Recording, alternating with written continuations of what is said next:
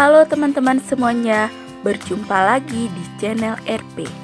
Pada video kali ini, kita akan membahas tentang jadwal pendaftaran serta bagaimana alur pendaftaran untuk mendaftar di sekolah kedinasan. Tetapi sebelum kita membahas itu, terlebih dahulu mari kita ketahui apa itu sekolah kedinasan. Sekolah kedinasan ini sangat cocok bagi teman-teman yang ingin langsung diangkat untuk menjadi CPNS nantinya, karena sekolah ini selain gratis, sekolah ini juga langsung berhubungan dengan instansi-instansi pemerintah. Lalu untuk mendaftar sekolah kedinasan, apa saja yang harus kita persiapkan? Kemudian kita harus mengetahui di mana pelamar-pelamar instansi terbanyaknya, kemudian apa saja syarat-syarat untuk pendaftarannya. Nah, semua itu akan kita bahas pada video ini. Sekolah kedinasan itu adalah perguruan tinggi kedinasan yang memiliki ikatan dengan lembaga pemerintah sebagai penyelenggara pendidikan. Lalu, instansi apa saja yang buka seleksi pendaftaran? Yang pertama itu adalah Badan Pusat Statistik (STIS). Kemudian yang kedua itu adalah Badan Cyber dan Sandi Negara. Itu biasanya adalah Poltek SSN. Poltek itu adalah Politeknik. Dan yang ketiga itu adalah Kementerian Hukum dan HAM, di mana untuk Kementerian Hukum dan HAM ini ada dua politekniknya, yaitu yang pertama itu adalah Poltekip. Poltekip itu adalah Politeknik Ilmu Permasyarakatan, dan yang kedua yaitu Poltekim, Politeknik Imigrasi. Yang keempat yaitu Kementerian Dalam Negeri, itu IPDN. Ini sangat umum karena rata-rata seluruh Indonesia sangat tahu dengan IPDN. Selanjutnya ada Kementerian Perhubungan, itu ada STTD dan 10 sekolah tinggi, Poltek, serta akademi lainnya. Yang mana STTD ini adalah Sekolah Tinggi Transportasi Darat. Untuk 10 sekolah tinggi lainnya itu seperti Politeknik Perkeretaapian Indonesia Madiun, kemudian ada Politeknik Keselamatan Transportasi Jalan di Tegal, kemudian ada lagi Politeknik Transportasi Sungai, Danau, dan Penyeberangan Palembang. Kemudian ada juga Politeknik Transportasi Darat atau Poltada, kemudian Sekolah Tinggi Ilmu Pelayaran di Jakarta, kemudian Politeknik Ilmu Pelayaran Makassar, Politeknik Pelayaran Surabaya, Politeknik Pelayaran Sumatera Barat, kemudian Politeknik Ilmu Pelayanan Semarang, dan yang lain-lainnya. Selanjutnya itu ada Badan Intelijen Negara atau STIN, Sekolah Tinggi Intelijen Negara. Kemudian ada lagi yang Kementerian Keuangan, di mana sekolah tingginya itu adalah Sekolah Tinggi Akuntansi Negara atau kita singkat dengan STAN. Berdasarkan yang kita temui di BKN, di mana untuk jadwal penerimaan calon mahasiswa dan taruna ini, yang pertama untuk pengumumannya itu, pengumuman pendaftaran sekolah kedinasan mulai tanggal 1 sampai 8 April 2022. Untuk info pastinya bisa teman-teman cek di dikdin.bkn.go.id. Itu untuk melihat pengumuman instansi apa saja yang membuka pendaftaran dan kapan tanggal pastinya. Lalu yang kedua, untuk pendaftarannya itu, pendaftaran sekolah kedinasan dibuka tanggal 9 sampai 30 April 2022. Dan yang ketiga itu adalah jadwal ujian SKD, yang mana untuk pelaksanaan ujian SKD itu seleksi kemampuan dasar dilaksanakan pada bulan Mei sampai dengan Juni tahun 2022. Ini masih belum pasti, itu masih tentatif. Bisa jadi nanti berubah. Nah, yang selanjutnya yaitu ada seleksi lanjutan, di mana pelaksanaan seleksi lanjutan diatur oleh masing-masing sekolah kedinasan. Seleksi lanjutan ini bisa jadi berupa nanti SKB, kemudian tes kesehatan, kemudian tes kebugaran, dan yang lain-lainnya. Kita lanjut ke alur pendaftarannya, yang mana untuk yang pertama sekali yang harus dilakukan itu adalah mengakses akun portalnya, di mana pelamar itu mengakses portal sekolah kedinasan di https://dikdin.bkn.go.id. Yang kedua yaitu membuat akun. Buatlah akun SSCASN sekolah kedinasan dengan nik yang tervalidasi oleh Dukcapil. Kemudian cetaklah kartu informasi akun tersebut. Jadi nomor induk kependudukan teman-teman itu sudah divalidasi oleh Dinas Kependudukan Pencatatan Sipil. Setelah teman-teman selesai membuat akun, lalu teman-teman login, yaitu login ke SSCASN sekolah kedinasan menggunakan nick dan password yang telah didaftarkan sebelumnya tadi waktu proses pembuatan akun tadi.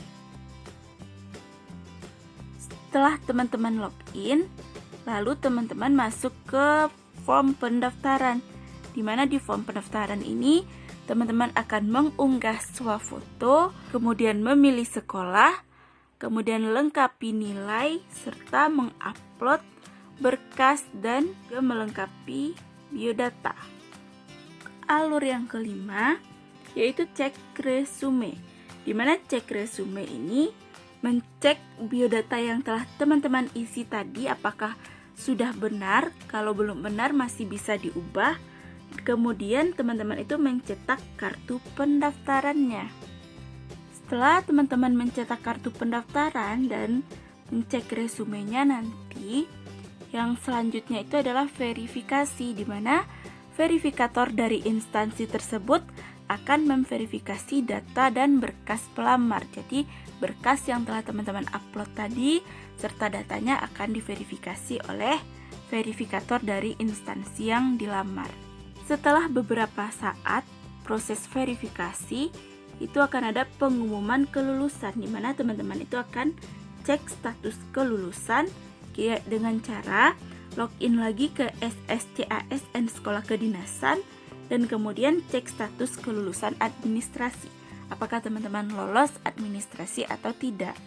Jika teman-teman dinyatakan lolos administrasi, maka yang harus dilakukan setelah itu adalah melakukan pembayaran, di mana pelamar yang lulus akan mendapatkan kode billing, kemudian cek informasi pembayarannya itu di masing-masing sekolah kedinasan yang teman-teman lamar tersebut.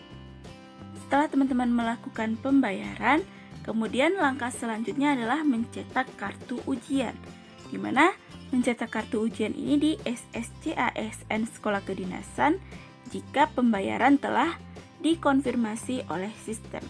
Jika pembayaran telah berhasil, maka bisa untuk mencetak kartu ujiannya. Setelah kartu ujian selesai dicetak, maka teman-teman itu akan mengikuti ujian seleksi, di mana pelamar itu mengikuti proses seleksi sesuai dengan ketentuan masing-masing dari instansinya. Setelah teman-teman mengikuti rangkaian seleksi, bisa seperti itu SKD, kemudian SKB, tes kesehatan, tes kebugaran, dan tes-tes yang lainnya. Itu yang terakhir adalah pengumuman hasil seleksi, di mana pengumuman hasil seleksi ini akan diumumkan oleh panitia seleksi sekolah kedinasan juga di SSCASN. Jadi jika telah selesai rangkaian seleksi semuanya, ceklah nama teman-teman di SSCASN untuk info resminya. Lalu apa-apa saja yang harus teman-teman persiapkan sebelum teman-teman mendaftar di SSCASN sekolah kedinasan ini? Yang pertama itu adalah identitas diri, yang mana tadi kita akan menginput nomor induk kependudukan, kemudian alamat email aktif, jadi teman-teman menyediakan satu alamat email. Yang ketiga itu data orang tua, karena nanti juga bisa jadi diminta nama ayah ataupun nama ibu. Kemudian yang keempat itu adalah nilai rapor. Yang kelima yaitu persyaratan lain yang diperlukan dari masing-masing sekolah kedinasan. Selanjutnya teman-teman juga harus menyiapkan berkas sesuai dengan ukuran dan format yang diminta. Yang mana kalau untuk pas foto itu ukurannya itu maksimal adalah 200 KB dengan format JPG.